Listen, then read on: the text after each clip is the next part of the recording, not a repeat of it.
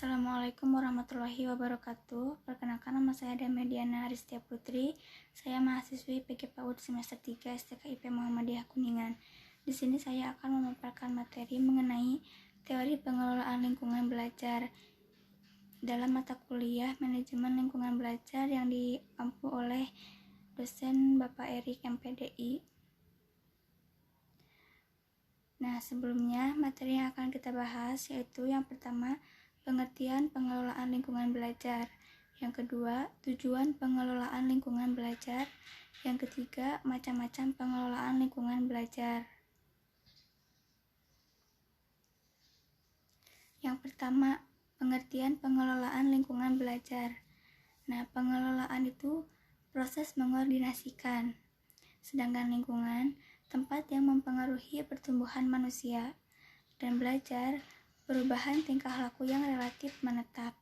Nah, jadi pengelolaan lingkungan belajar itu suatu proses mengordinasikan atau mengintegrasikan berbagai komponen lingkungan yang dapat mempengaruhi perubahan perilaku anak sehingga dapat terfasilitasi dengan baik. Selanjutnya, di sini ada tampilan tujuan pengelolaan lingkungan belajar. Ada dua.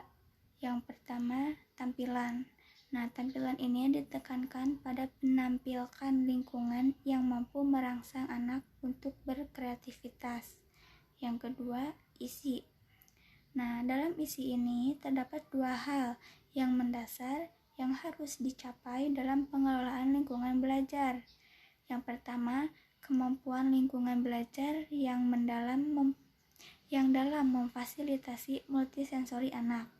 Yang kedua, kemampuan lingkungan belajar dalam memberi kesempatan anak untuk berkreatif dan berkreasi. Nah, di sini ada 3 pokok tujuan pengelolaan lingkungan belajar. Yang pertama, mewujudkan situasi dan kondisi kelas. Yang kedua, menghilangkan berbagai hambatan. Yang ketiga, menyediakan dan mengatur fasilitas. Selanjutnya, macam-macam pengelolaan lingkungan belajar. Ada 2 ya, lingkungan belajar indoor dan lingkungan belajar outdoor. Yang pertama, lingkungan belajar indoor. Lingkungan sekolah yang sudah disediakan untuk para siswa sebagai sumber belajar atau lingkungan belajar yang ada di dalam sekolah tersebut.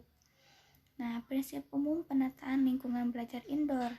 Yang pertama, arah ruang. Yang kedua, ukuran ruang. Yang ketiga, ketinggian atap dan langit-langit. Yang keempat, penataan dinding dan pemilihan warna. Selanjutnya, outdoor. Untuk mendorong kegiatan anak dalam keingintahuan, penyelidikan, dan eksplorasi. Pembelajaran outdoor ini lebih berperan dalam mengintegrasikan sensori dan berbagai potensi yang dimiliki anak. Nah, prinsip umum pembelajaran outdoor yang pertama, memenuhi aturan keamanan. Yang kedua, melindungi dan meningkatkan karakteristik alamiah anak. Dan yang ketiga, secara estetis harus menyenangkan.